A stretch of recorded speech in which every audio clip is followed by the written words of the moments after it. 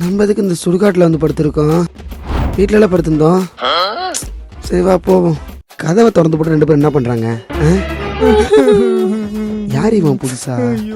உள்ள வேற அழுதுட்டு இருக்கான். இப்ப எப்படி இறந்தாரு? தூக்கத்திலே இறந்துட்டாருங்க. So sad. Flashback. டேய் சொல்லுப்பா. செம்மையா தலைவலிக்குது. தூக்க மாதிரி போட்டு தூங்க போறேன். யாரும் டிஸ்டர்ப் புரியுதா? சரிப்பா அவனு சொல்லு. அதுக்கப்புறம் அவர் எந்திரிக்கவே இல்ல. அட பாவிங்களா, செத்து நேரம் தூங்குனேன். போய் போஸ்ட் வண்டிங்களா?